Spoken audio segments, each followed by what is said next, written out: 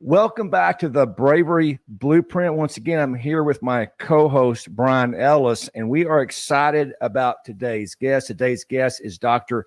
Olivia Johnson. She's the founder of the Blue Wall Institute. She's a former police officer and a veteran of the United States Air Force. She's a subject matter expert in police officer health and wellness and police officer suicide. She served as an advisory board member for the Valor Officer Safety and Wellness Program and formerly worked as a senior research associate for the Institute for Intergovernmental Research.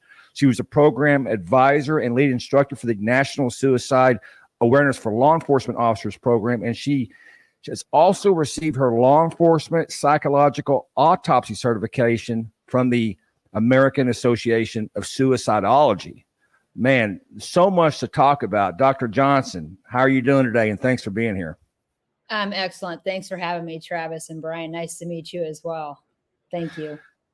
And so people that don't know who Dr. Olivia Johnson is, you've got to go and check it out. We'll give you all the links, but I'm going to get to this, Dr. Johnson. I think you're involved in really one of the preeminent resources talking about suicide. This is called The Practical Considerations for Preventing Police Suicide. We won't have time to get to all of it. People need to go get that book. We'll talk about that. Before we get to all these things you're doing, and you're on the cutting edge of all this stuff, tell us how you got involved in this. I know you come from law enforcement. Why the interest? It wasn't the initial interest. I actually started kind of down the road. I was looking at traffic accidents. The only other female in my academy class was 2 weeks on the road after dispatching, and she was driving too fast, not wearing a seatbelt, and she was killed in a vehicle accident. And it really upset me. You know, she was newly engaged to a guy who had a 6-year-old daughter.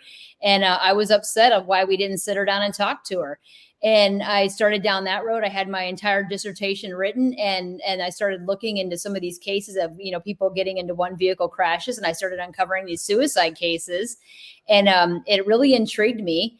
I realized, quickly that it wasn't an epidemic as many people throw around, but it was really intriguing to me. And I think the more that I looked at it, I just started realizing that suicide is an outcome, right? It's a negative outcome. It's one of those outcomes we can never come back from. But I realize that there's so much happening before we get to that outcome that we can really turn these people's lives around for the good. And that's kind of where I started putting all my interest at that point. So it really became kind of my focal point. What did you find early on? Obviously, when you started looking into it, you found some resources, but when did it kind of click with you that maybe we weren't doing this the absolute right way if we're trying to prevent this? Well, let me start with the very early on piece of that. Nobody wanted a piece of this. They didn't want to address it. I started doing research back in 2008, and every phone call I got and every phone call I made was, "Hey, good luck with that. We wish you the best, but we don't have a problem." That was literally the I could have it on a recording. And every time I got that, call, it was click, thanks for everything, click.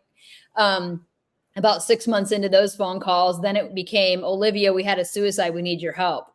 And about the third phone call, I said, "Enough's enough. It doesn't work like this. I can't do anything to change the outcome of this. So you're either going to pay me on the front end to come in and do training, or you're going to pay on the back end, sadly, after you lose lives." So we started doing work then. But it wasn't until about 2014, 2015, we kind of started seeing things kind of being thrown around, if you will, numbers being thrown around, people kind of saying things that weren't accurate. And it really started to kind of take on a life of its own. And it's really still causing problems today, sadly, this many years later. I was talking to one of my cohorts today, and I said, what's really tragic in this kind of work is that there's always a place for storytelling, right? It can save lives in many cases, because sometimes these, rural areas, they don't get like a lot of training. So sometimes sharing stories can save lives. But what happens a lot of times is these agencies and other organizations, they share stories that aren't always true. And these stories will take on a life of their own. And it's very difficult to change that narrative when it's false. So I told my cohort, Dr. Jory Cross, and I said, we're sitting here putting time and money and effort into the research that we're doing that's really evidence-based and it's validated. And we have other organizations that don't do anything like that. They just, they have an online contact form you can submit. And I said, there's nothing to validate their information. You know, they have like blackmail from Texas, and you're supposed to validate who that is, right? That died by suicide. And I said, we're putting all this time, effort, and money into our work, and yet they run after that stuff from the other organization that doesn't have anything to show. And I said, so for us, it's really getting frustrating because we're really doing this for the right reasons, and other places are doing it more for sensationalism, if you will. You know, and that's the part that gets frustrating, because what they're doing isn't really saving lives. And we're kind of up against, you know, this battle, and we don't know how to win it at this point. Well, you see that in so many industries. You know, I took this really strange rabbit hole dive into pharmaceutical industry and the food industry and all this crazy stuff that goes on when you do that. I don't know how to advise that for everybody, but you find out it's all about the money.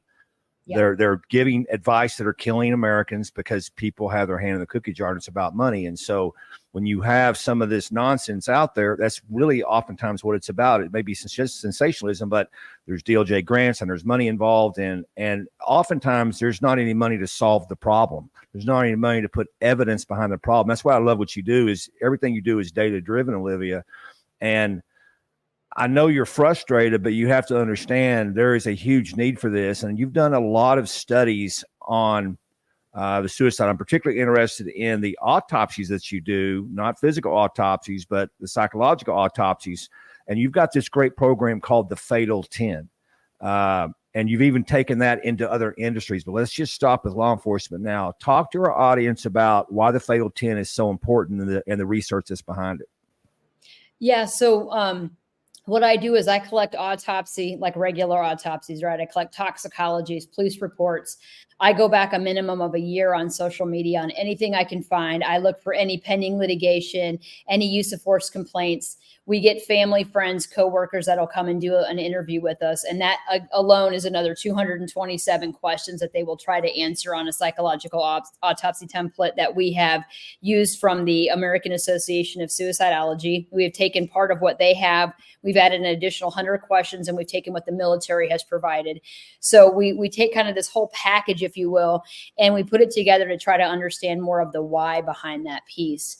And that for us is, you know, with our book, I mean, that was 700 cases that we looked at just for the book. We probably have over 2,000 cases right now, and we go back as far as we can go back. So our first suicide case that we verified was 1930, and we're still collecting today. You know, and I think, Travis, one of the things that you just hit on that's really important here to understand is we understand exactly what you're saying when you talk about the pharmaceuticals and you're talking about that, because we understand that piece of the pie, right? These same monies from the DOJ and all these big organizations go out to the same people every year to get the same results without any other income. You know, the outcomes that are requested are the same outcomes every year, which are nothing different than the last year. And in order to get your grant money, you have to do the same thing you did the year prior. And you're not solving any, you know, you're not really solving any problems. It's minute things that we move along this pendulum, if you will, that doesn't really go anywhere. And if we want to save lives in record numbers, that's really not the game we're playing here. So we're actually putting dollar signs on the backs of these men and women. What they don't understand is, yeah, you're going to get free training. You're going to get free training, and there may be some good training in there. I'm not going to lie, but what they're doing is they're telling your agency, this is free training, send all your men and women. But what you're going to get is the same old crap you got last year, and the same old crap that's not really doing anything. So if you need to go to another class that gives you the signs and symptoms of how not to be suicidal or how to recognize it, then by all means, push everyone through this class. Well, we're saying that's ridiculous. And that's what's wrong with America right now, is the status quo. And you know, what they're doing is they'll cycle in a new instructor and tell you it's new training when they know darn well that it's not new training. It's the same old thing. It's just regurgitated in a different form, and a new instructor's there. So it's all, you know, we're not naive to that, but it's to the point now where we're starting to fight back with this, saying, listen, we're calling it out. We're calling it out for what it is. And what it is nothing different. The men and women behind it just don't understand that, you know, their loved ones actually do have a dollar sign on their back. And it is all about money. When it comes down to it, it's all about money. Dr. Johnson, I have thanks again for being on the call with us, because this is a really fascinating topic. And, you know, unfortunately, throughout my career, I have been, I've lost somebody on the same patrol team to suicide, and I've lost another person that I routinely worked with at another agency to suicide. And you're always taken back because you never like to see a loss of life, and you want to know what happened and all the causation and correlation. And everybody goes, yeah, it's a stressful job, or cops have a higher access to weapons than any other profession. So that's, and all this other stuff. But really what it boils down to, and one of the things that at least encouraged me on my current trajectory, both while I was still on the job and after the job, was that we don't teach cops or public safety, even our professional staff, any emotional regulation, any real stress management, and leadership capacity is pretty thin when you really start thinking about the things that really do help people, because it really comes down to, at least from my initial impression, that people that don't feel like they have hope are going to do unimaginable things, and when you're in this compounding stressful job, do you see that exacerbates those particular issues? Does that dwindle hope more, or what is it that is it just because it's just such a sensational thing? What can you pinpoint a little bit more on why there is some prevalence of this in our profession? Yeah, and let me clear up a couple things too.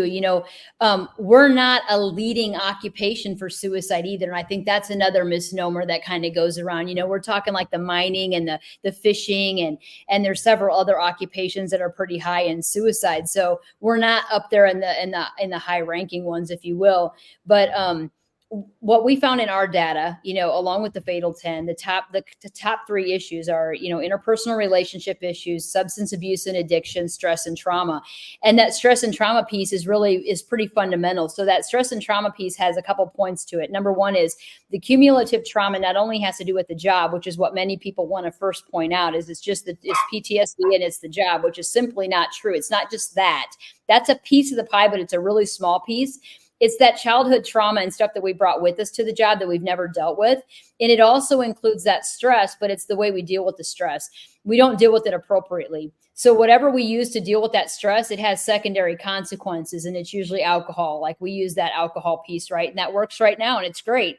And I'm not telling you don't drink. I drink, but again, we're using it excessively, and we're using it every time we get stressed out, and it's the only thing we go to. So eventually that's going to have its own consequences. And that's part of the problem, is whatever we use as a secondary, it has its own consequences. And by the time that we realize those consequences are there, they've already wreaked havoc on our sleep, on our relationships, on our health, on our mental wellness. And that fatal 10, that's really a lot of the fatal 10. It starts to really snowball. And by the time we realize it, it's pretty dramatic. And it can actually have so many red flags that it's to the point where you're actually contemplating suicide by that point. So it's there. One of the biggest things that we noted in the data was not only the ACEs, which is that adverse childhood stress and the traumas and stuff that we bring with us, but it is the idea that we're not dealing with that, the stress appropriately in the first place. And that's what's really leading to a lot of our downfalls. So I'm assuming, Dr. Johnson, that when you find that many of these suicides originate long before someone becomes a police officer, and you tie that together, that's what sort of made you an outlier in some of these organizations that want to say it's all because of the job. Oh yeah. The outlier is a nice word. So again, and this is, let me tie this together. And this is why, I'm kind of standing here alone, because when I tell you that it's not just the job, it's not PTSD and all these things, people don't want to hear that. because number one, it keeps people from taking personal responsibility for their life and the choices that they make. And it keeps agencies from stepping forward and taking accountability for not taking care of their officers. And they're both okay with that. We're also paying out on suicides up to almost $500,000 on suicide deaths that are deemed line of duty. There's something seriously wrong here with all these things happening. And again, we go back to the money problem here. Somebody's benefiting from this, right? Somebody's benefiting from this. But what I'm telling you is that we know in our data that it's not the job and it's not PTSD. There's a lot of other things going on here, and nobody wants to stand with me because that's not paying out money. That makes me look like the bad guy. And I'm okay looking like the bad guy, because the truth is, I'm not going to go all day and tell you that you have no choices and you have no responsibility in your health and wellness. And I'll give you a perfect example. I was at a conference speaking here about a year and a half ago. And as I sat and I was sitting in the audience while someone else was speaking, and this was a loved one of an officer who died by suicide. And trust me, my heart aches, because I don't do this because I don't care about these people. I do this so we don't have any more suicides, right? So I'm sitting in the audience as this young man shared about his loved one, and he was sharing his book that he had written. And he shared about how his brother's agency had ganged up on him and that they weren't taking care of him and they were just horrible people. And I knew who the person was because he was in my database and I knew his backstory. And it broke my heart that this man couldn't be honest. And he at the very end, he said, does anybody have any questions? And of course, I can't raise my hand and say anything, because I would be like, seriously, I would have to leave the audience because I would be booed out of there if I raised my hand and asked any questions. So I sat there and thought, this is the problem. You guys are hiding behind this and you only share what part of the story you want to share. Now, what they failed to share was that this individual was in charge in a certain position in his job, and he was having a relationship with someone he shouldn't have been having a relationship with, and he was under investigation. And it wasn't the only investigation he had in the last 5 years of his life. He was under investigation like 4 times. Now, you know, you can't spin that story and make this guy look like he was a good guy in every situation, but yet that's what happened. And every story I see, it's my loved one was this great person, and they may have been, but they made poor choices. And every case I see, there are poor choices being made. And when you make poor choices, you're not thinking clearly, you're not doing good things. Like poor choices include not sleeping right. You're not going to bed when you need to. Poor choices mean you're not, eating what you need to, and you're drinking too much, and you're staying out late, and you're being unfaithful, and you're doing all these things. That also means you're making poor choices at work. You're not wearing your seatbelt. You're not wearing your vest. You're speeding. You're doing all kinds of things like that. You're making poor choices. But family members don't want to see that piece. They want to blame the agency because they're angry, and they're angry because they think the agency put their officer in this position. And until we start having conversations, and we can call them the courageous conversations, right, Travis? We can call them courageous conversations about the truth. And the truth is, behind closed doors, there's a lot of ugliness happening at night. There's a lot of excessive drinking. There's people going hands-on. There's people that are ready literally on the verge of divorce, if not already divorced. And yet when a suicide happens, we got a widow crying on a live stream on Facebook saying how they love that officer and that nothing was happening in their house. It was the job. And I'm like, everybody's not being honest here. And that's the problem, and somehow I'm the bad guy because I'm telling you what I see.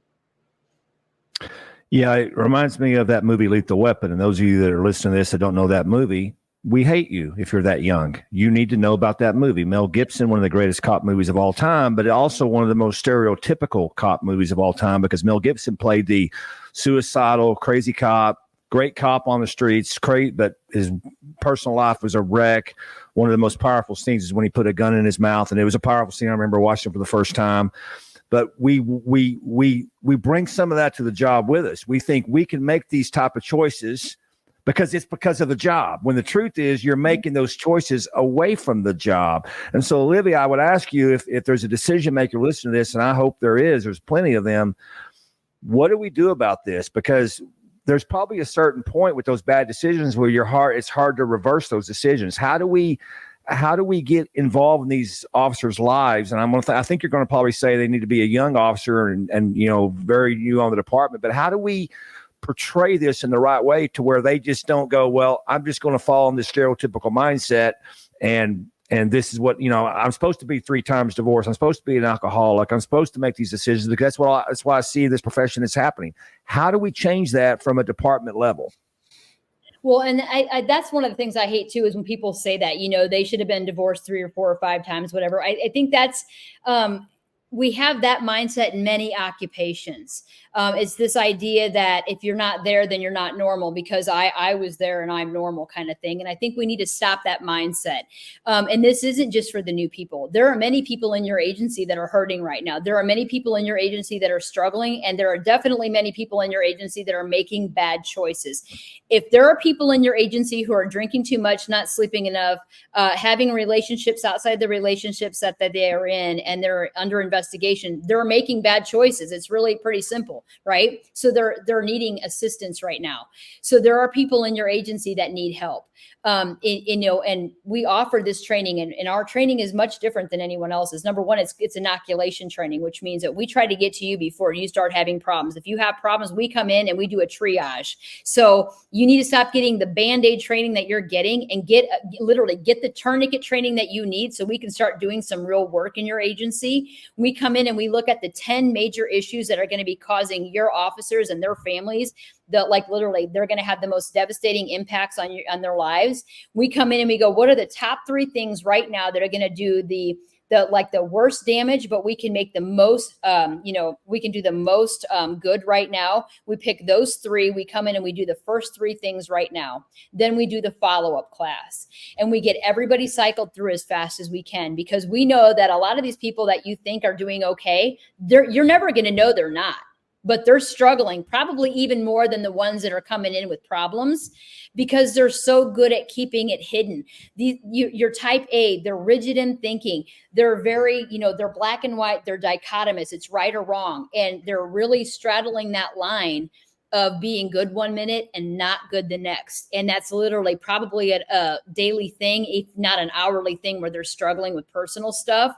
And it's really that one thing in their life that's going to maybe move that antenna one way or the other, like somebody telling them on a traffic stop, I'm calling your chief. They might have just done something on a traffic stop. I'm calling your chief right now as soon as I leave here. And they're like, oh shit, what did I do? And they start freaking out. It's literally something like that will set them off. So they're literally just balancing every single day, trying to keep their life together, and no one else knows it right now. So if you're out there and you're listening and you're, in charge of an agency, or you're, a training officer, your people are probably hurting, and you probably need to be getting some resources. There's a conversation that, I've heard it, and it's a challenge for agencies, all over the place in regards to, okay, where's the line between individual responsibility and what's the organization's responsibility, and trying to make you a whole person. But if you back up a little bit and start looking at not just law enforcement in general, but disengagement, it costs the U.S. some $350 billion a year. They say that disengaged employees essentially burn 34% of their salary, meaning whatever an organization is paying that human being and who's burnt out or disengaged, 34% of it's going in the wind. And I'd have to think that this conversation and stress and just well-being in general is in that bucket of, look, if we provide the right tools to people, because cops are just people like anybody else. And I would imagine, and I'd love to know what your stats are in regards to, the spectrum. I mean, are these top 10 issues pretty much in a lot of different, industry? But the organizations that are actually making a difference and getting more out of their people, when time, people, money, and time, people, and money are our biggest resources. It seems like a worthwhile investment to make. I think that's the point I'm trying to make. And it is. It is. Anytime listen, people are your biggest investment. But here's the other side of that. you know, as frontline officers and first responders, you can't go around thinking that the agency owes you everything. And, you know, and you can't have this chip on your shoulder that they're always responsible for everything that happens. You have responsibilities. So it's a two-way street. And I hear officers all the time saying, well, my chief needs to be in this training. Well, yeah, maybe your chief does, but right now you're in this training, so make the most of it, right? Or they don't know where, they don't, you know, remember where they came from. You got to remember your chief and the people in charge right now have a different responsibility in your agency, and it's not to be where you're at. So like, we have to kind of we kind of have to like kind of redirect and reframe a minute. What I'm going to tell you is that your people are important. And when I do my fatal 10s, we've ventured outside of law enforcement, and they're very common. We ventured into construction. We look at students. We look at physicians, veterinarians, EMTs. I feel like I'm missing a couple here, but we venture out, and they're very similar. Physicians and veterinarians, there's only a couple different components between them and almost everybody else. They have a standalone financial component because of student loan debt and liability and certain kind of, you know, other financial pieces where they have to have certain, you know, pieces in place for to cover them financially for any kind of lawsuit, if you will. There's certain things like that in place. Their means change as well. Veterinarians and physicians often use pills or euthanasia drugs, firearms, secondary. So there are some changes, but the commonality here is these are people problems. So a lot of them are going to stay the same when we talk about the fatal 10 and these 10 things that we're at risk for, which means that it's pretty simple that we help solve the problems in the same way. I think one of the biggest issues we're kind of fighting as well is we need to start using our monies in different ways. Like, one of the things I'm fighting right now is I don't like suicide prevention. In fact, my motto is suicide prevention's dead wrong. It doesn't work. We spend millions and millions of dollars on something that hasn't produced the results that we need in record number. People are still dying in record number. And yet we're doling out money to put up a billboard and give out more free gun locks, and that's not reducing numbers. So again, I stand alone, and many times I'm pissing people off because they think they're putting in all this time and effort into these great things, which, listen, there's something to be said about it, but we shouldn't be doling all this money out to something that's not working. I mean, Brian, if I gave you $1 million every year and I expected results and you weren't giving me results at year 2, I'm going to readdress what I'm giving you. And yet we're not doing that. So we're kind of saying, listen, guys, we need to kind of come together and go, listen, maybe we need to look at your training budget. Maybe we need to look at what you're doing for your post-certification, because the honest God's truth is your officers are having more issues in their marriages and their relationships and even forming healthy, happy relationships, because a lot of times the baggage they're bringing with them is causing them to have issues even before a relationship is established, right? And then how are they establishing? Well, they're drinking and they're using other drugs when they have a lot of stress, which impedes their relationship. So it's like, if we could focus a little bit more on some of the things that were in the fatal 10 and make those more mandatory classes in the front end, we wouldn't see the other issues in the back end of this, right? If we made it more healthy coming in and made those things mandated, we wouldn't see it. The problem is we don't mandate things. People get upset when you mandate things, but when you mandate things, everybody has to do it. So nobody really sees that, right? Everybody has to do it. So I think we need to start looking at things a little bit differently here and making sure that, you know, the people in charge are actually running the show. Have you seen cynicism play into any of your autopsies? I'm curious about that. Cynicism? Did you say cynicism? Cynicism, yeah. Explain that a bit for me. What do you mean? Just so I understand. Do you think, you know, just being, maybe it's a lack of a growth mindset in the way that it, you know, impacts this resiliency piece, you know, leading somebody down that road to take the suicide path.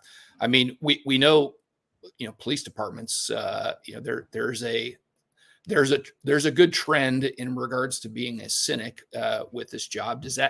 Have you seen any research that suggests that may or may not impact a person in moving towards that decision? I mean, sure, mindset's definitely a huge player. But a lot of the stuff that we see, I'd say the majority of the suicides come out of a relationship, either breaking up or a divorce that's pending. But it's not just one thing. It's usually a combination of things. But, it's that somebody under the influence of drugs or alcohol. It's usually a combination of things that are happening over time. And then there's this moment where everything comes to a head. In fact, there was a study done. It's called the Golden Hour.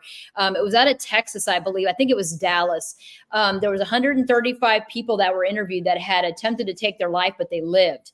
And the interviewer said, I don't want to know why you try to take your life, but I want to know the time frame that you took your life after an event happened. So they asked these 135 people, and the individuals, the majority said within an hour, they made a decision to take their life after this event happened, with about 25% actually saying that they were going to take their life after 5 minutes, like something happened and within 5 minutes they were going to take their life. So, there's a piece of impulsivity there. And that can be, again, that's subjective as well when you look at things, because somebody could be thinking about suicide for years, then not think about it, and then have already made kind of a plan, so it seems faster. So there's a lot of things that play in here when you look at a case in particular. I think people get to the point where enough bad choices leaves you pushed back into a corner where you don't feel like you can make things right. And there's not enough good decisions or enough answers and solutions that can bring you out on the other side. And what I tell people is this, yes, you could mess up your marriage. Yes, you could lose custody of your kids, or at least seeing them from now. But have you ever been in a relationship other than this one before? And most of them will say yes. I said, okay, so you will get into a new relationship probably one day. Will you see your kids again? Of course you will. They might be a little bit older. So you try to talk through some of the points while they're rational and not while they're drinking. And you try to rationalize some of those things. And, it is not the end of the world. You start thinking in that way, and then that kind of becomes how you think, and you start to kind of think through a lens where you start to, you really do start to think like that, and everything becomes, negative, and it's counterproductive. So, you really have to kind of think differently with them. Dr. Johnson, I want to go back because I want to make sure our audience leaves this podcast with understanding what the Fatal 10 is exactly. Can you just kind of talk about what those are? And then I have a follow-up question to that. Sure. So the Fatal 10 are interpersonal relationship issues, substance use and addiction, stress and cumulative trauma, sleep disturbances, mental health issues, physical health issues. Firearms access, which is the one that everybody has when we talk law enforcement, being under investigation, pending or nearing retirement. And I'm trying to make sure I don't miss anything. And then there's a catch-all that's kind of any other kind of issue that would fall into anything other than those. I want to make sure I think I got everything. Yeah. You know that by memory. You've done that enough, but those are essentially the characteristics you find in these psychological autopsies that you do. Yes. And that's the order in which they come to, meaning that they usually start with that interpersonal relationship issues. And as we go, they are noted more from that first piece all the way around. That's kind of how we note them in the data. So the top three, interpersonal relationship issues, substance use and addiction, and stress and trauma, are usually the top three things that we find in the data. And we note that in our book too. We talk about the Fatal 10, and we break each of those chapters down and what that looks like and why it's so important to address each of those. Well, obviously you have the training that can address all of that and get ahead of that. But one of the biggest failures in law enforcement is the early warning systems. We're not using those very correctly. We use them as a hammer instead of help. There certainly seems to be a window using the Fatal 10, using a early warning system for that. Obviously, that's a lot of that is off-duty things. Early warning systems don't typically address that. And just so the audience understands, a lot of these agencies based out of internal affairs will have what's called an early warning system. So and it's all based on numbers, which is why it's pretty bogus. Oh, if they had 6 use of force and they had 3 car wrecks and they had this many events, or they had 3 complaints. And when the number hits a certain number, it triggers them into remedial or counseling or whatever. But the problem is it doesn't delineate between legal use of force and illegal use of force. It doesn't delineate between an accident. It's not your fault. It's almost a checkbox training for leaders to say they're doing something. But how powerful could something like that be incorporating the Fatal 10? Oh, it can be huge. I mean, that's kind of what we use now. In fact, I work with Responder Health, and they are partnered with Aetna. And there's many, people within the Aetna system that actually use this as a risk assessment tool right now. So that, when I go to trainings, I get clinicians in my trainings that actually bring it with them, and they're like, I use this in my, with my patients. So that's reassuring, number one. But no, Travis, it's everything seems to be a checked box to cover yourself. But why do we keep doing stuff that we know isn't necessarily working? Why aren't we doing stuff that's going to be, productive?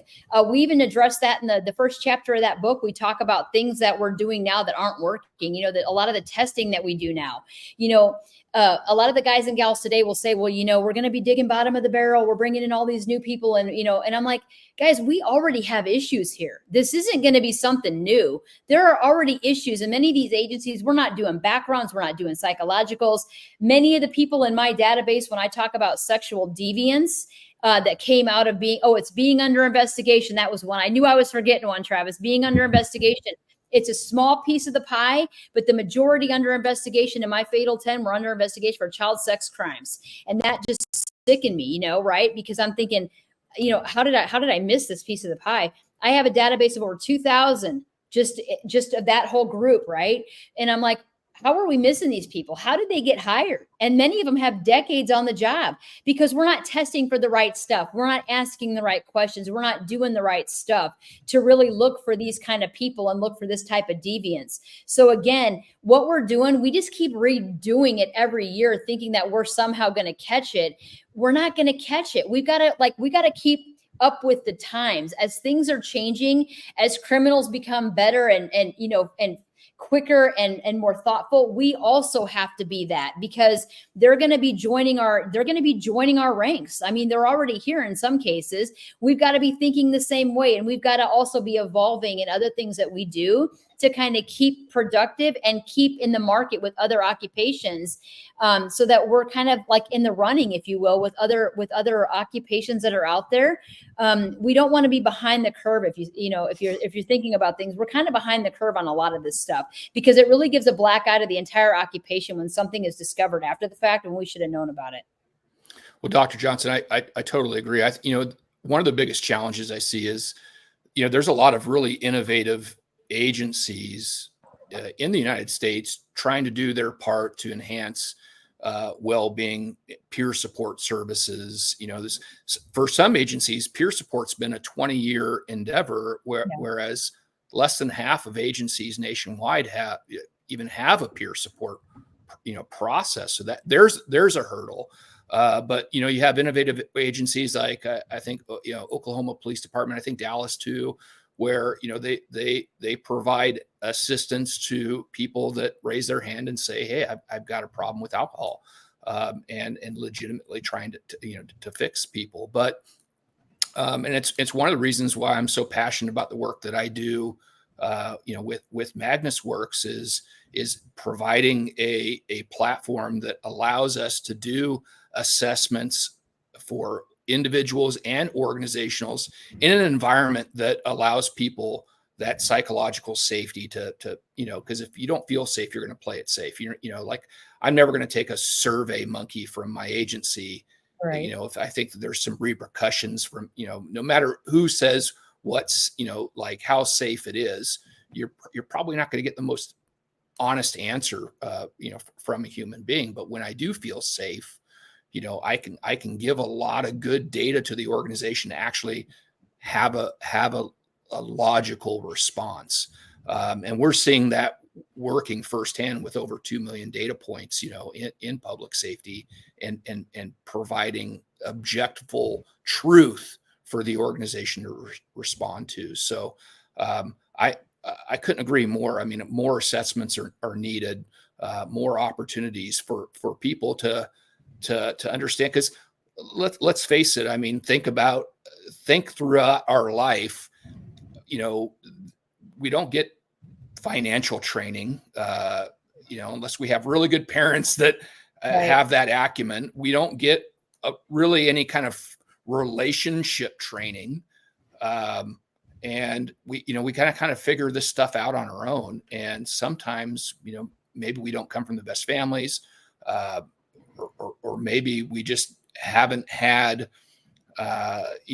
enough opportunities to learn. And so I couldn't agree with like we need more opportunities for growth and development in these spaces.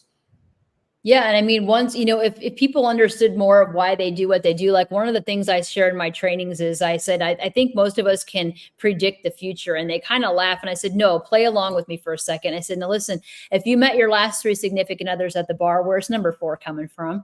And they laugh. And I said, because, a lot of times we attract people, that we're comfortable with, right? Whether it's good, bad, or indifferent. And I said, so I think if people start to understand the reason that they attract certain people in their lives and why that happens, they'll start to understand kind of who they are and what they're made of and where they came from. So I think once people start to realize that, you stop blaming the other person for being a bad person, and you start to understand what you're kind of made of and where you came from and what you attract, right? It's like, women that were raised by, domineering men. Either they run from them or they're attracted to them. It's one of those things. Like, it's just kind of the laws of attraction, so to speak. And I think that once you start to understand that, you can make a choice. Do I stay? Do I go? Do I choose this person? Do I not? And I think when you do that, you give people this idea that you're empowering them. They're not a victim. And I think right now we're making a whole, culture of victims right now. And it makes me angry because these men and women are not victims, right? They're not victims, but yet it's almost like we're keeping them in this victim state to make them feel like the job is this bad thing, when they have all these choices to make, and they can make different choices, and we can maneuver around this. And yes, things may not be the best right now, but we can maneuver around this. But I feel like some people are specifically keeping them in that position because they're gaining something from it. Well, I'll say what probably very few people have said. It may be controversial to some, but in a sense, Olivia, when we're not being honest about this, we're giving permission for the future people to do this. Like, if I have made all these bad decisions, my out could be, hey, I could be a hero. And if some people have their way, I could be on the law enforcement memorial wall as line of duty death, because they'll tie us back to my job. It's almost enabling this in a sense when we're not honest. Listen, all these deaths, at the end of the day, yes, you're right, they're not victims, but it's still tragic. People are left behind. Families are mourning. We all respect that. But if we're not working to reduce that, shame on us. And so that first step, as you said, is being honest. And I think there's a probably pretty big element of that to where we almost are promoting it if we're not honest about it. We are promoting it. And here's the problem is I didn't even know I knew that they were working on some of this stuff, but I didn't even know that it had gotten passed until it was passed. It was hidden. That's how the transparency piece of that for me was a problem, because it wasn't out in the open. It was hidden. And for me is that pushed back all the research that we have done, because this is promoting it. And when I spoke before the memorial and museum kind of as a representative to say, hey, this is really a problem, and you're really promoting the fact that people will look at this as a way to take care of their families. And, you would have thought I had 3 eyes. And I said, did no one think of this? And they all kind of sat there like, no. And I'm like, how could you not think of this? I mean, my gosh, that's the first thing I thought about. They're like, money does. And I actually had a widow at one point on a training say, do not let anyone tell you that money will motivate anyone to take their life. And I'm like, money is one of the biggest, if not the biggest motivators. Like, how ignorant can you be? Like, people are not this dumb. And yet you'll take a big check when it pays out. Right. I mean, come on, like, let's all not be naive here.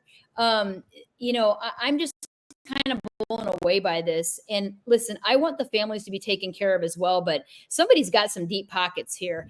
And I'm beginning to think that this is a whole kind of a bigger piece of the pie than I think anybody wants to really jump into, because I don't think the DOJ is paying out on this. I think this is more of a workers' comp, something bigger here, because this is going to be some deep pockets here. And there was no psychological autopsies done on some of these. The one that was, there has been several that have been deemed line of duty death. And the one that was a Capitol officer, there was no psychological autopsy done on anything.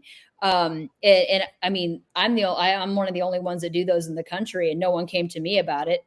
And I'm going, I don't know what you're doing to consider these, but here's my thought is, you're going to cause more damage when you put somebody on the wall as a line of duty, and 6 months down the road or a year down the road, and you find that this individual did something heinous in their career, and now they want that name off the wall. Or somebody that did die by suicide, their family doesn't get their member on the wall. I'm like, you guys didn't think this stuff through at all. Like, you're not thinking this stuff through. You're thinking on emotion. And this is a really emotional topic. And Travis, part of the problem for me is, because it's such an emotional topic, and because we're not supposed to talk about the dead and that type of thing, that's what keeps all of this hush hush. And that's what keeps people from having conversations about this stuff. And it also keeps whatever happens behind closed doors that led to this suicide. It also keeps that stuff quiet too. And that's why nobody really talks about it. And we just want to blame the job and move on. And then we all have this commonality. We can all come together as widows and families and say, oh, it was the job. And I'm like, that's not true. And we're never going to leave this space, which I don't think many of them want to at this point. I think they find solace in saying it's the job and believing that their loved one was just this hero of the job and they're a victim of the job. And I feel really bad about that. I really do, because there's so much to be learned here from this space, and yet nobody wants to learn it. So I don't know what to say at that point. Yeah, Dr. Johnson, I can't commend you enough. I know Brian feels the same way. I mean, you are swimming up water here, upstream, because it is such an emotional topic, and everyone says one thing. And thank goodness we have somebody that's come forward with a data-driven, research-driven mindset. I want to tell everybody this book, Practical Considerations for Preventing Police Suicide. You and multiple editors are involved in this.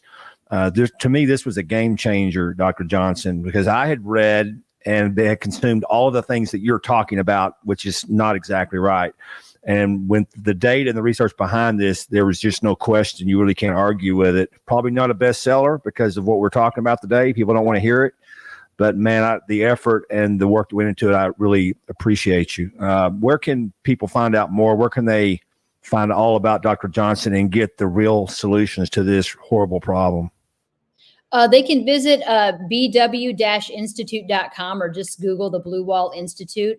And Travis, if they join your podcast here or come visit you, they can get a free e-copy of that book. It's a $109 value. So have them join your podcast. They get a free copy of that.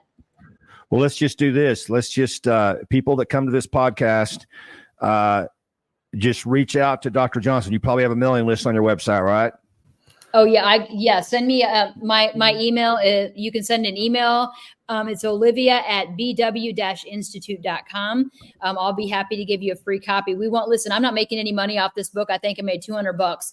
I put thousands of dollars in my database to do my data, and I want to get this book out there so that we can start making some real change here. Yeah, subscribe to the braveryblueprint.com, put your email in, and then go to Olivia and give her your email, and she'll send you that link. Brian, go ahead. Yeah, I just had one last question for you, and that's just just an inspirational, just some hope, right? What's one thing that you can kind of tell some listeners? What's the first step to do if I'm sitting here listening to this and it really hits me? I'm like, maybe I'm drinking a little too much, or maybe I really haven't thought that much about my childhood, or like, where's a great place to start? I mean, beyond the book, obviously, but what is the hope message here? Well, for me, I mean, they can always reach out to me for sure, because I have plenty of resources and I do confidential peer support as well. So they reach out to me a lot. But, for me, I'm a Christian. So I have a kind of a foundation where I literally just kind of sit back for a second and I take it all in. And I'm going to tell you this, there's always hope. And today, listen, every second that you have right now, there's always hope. So everything can get better. You just have to give it a second to get better. And I mean, I'll walk with you through it. I've walked with many people through it. I have plenty of resources. I work with wonderful organizations. I work with Responder Health. We have connections to insurance companies. I have Safe Call Now. We have, Serve and Protect is another one that I use. I only have a couple really wonderful resources. I have plenty of resources that I can get you in contact with today if you need something. So there is always help. There is always hope. And I will make the phone call with you. Like, that's not a problem. And do not think that you're the only one going through it. I mean, my gosh, when I look at my fatal 10 and we're like, I'm talking about veterinarians and doctors and, and all these people, they all have the same issues that we have. They have substance use problems. They have infidelity problems. They have, they're going through divorces. They have all the same problems we have. We are not special in any way. We are all the same. We're all people, right? We all have problems. So you just have to kind of take it literally one day at a time and kind of put things in perspective of what you need to do, what's important in this moment. And then you need to take that next step. That's it. Well, Brian, it goes so much. I know we're trying to wrap this up, but man, so good, Dr. Johnson. Thank you. But it goes towards what the National Command College does, right? One thing that I got out of that training was trauma, the trauma that we're under and what the trauma does to us, right? And Olivia, you talked about the ACE metrics being involved in this. I mean, that's all trauma, right? And then the cumulative trauma down the road and then a trigger event. I mean, it's all the same stuff. So what the National Command College does and Magnus Works does, Brian, yeah, it's a different twist, but this is all trying to get to the solution of the horrible ending that could occur if we don't solve this, right? 100%.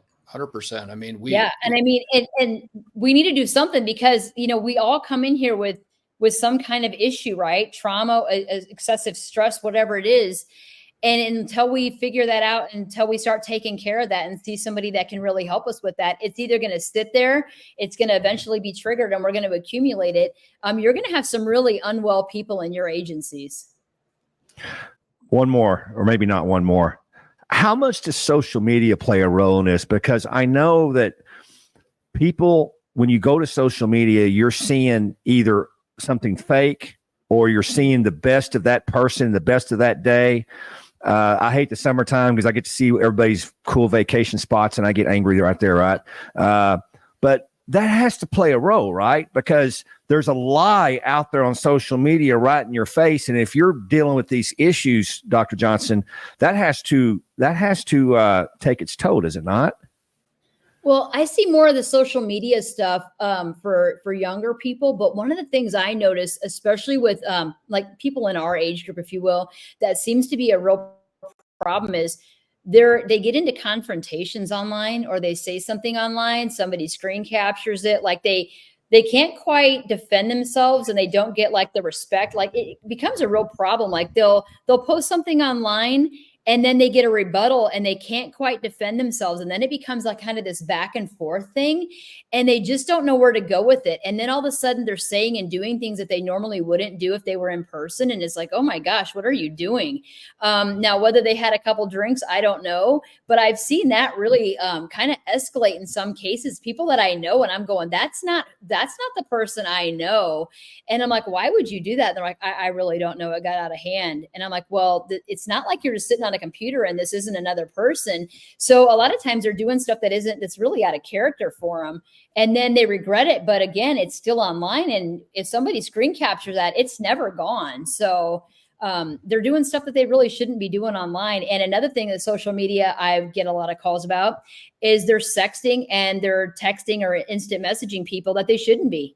That's one of the biggest calls I get. So that's stuff that, and again, they'll be like, when their significant other finds out, the first comment is they'll call me and they're like, I need a resource. I need help. And I'm like, really? Right. And I'm like, really, you need help? Why? Well, they found my pictures. And I'm like, the first thing comes to mind is like, somebody wanted to see you naked. That's the first thing that comes to my mind. Right. And I just kind of laughed to myself. And then I go, well, why do you need my help now? Well, my marriage is coming to an end. I go, well, so let me ask you a question. If your marriage wasn't coming to an end today, would you be sending these pictures? Yeah. Oh yeah. I said, then you're not calling me to get help. You're just calling me to cover your butt. Right. Yeah. And they're like, okay, all right. You're right. I said, so it's that thing. Like they do it because they want this excitement and this thrill. But when they get caught again, it goes to that victim mentality. I've got a lot of stress at work. This is my way to relieve stress. I'm like, how is this relieving stress? It costs you your marriage and your pension. And I mean, my God, this person could share your pictures and, how is this relieving your stress? Right. So they're not thinking clearly. They're making poor choices.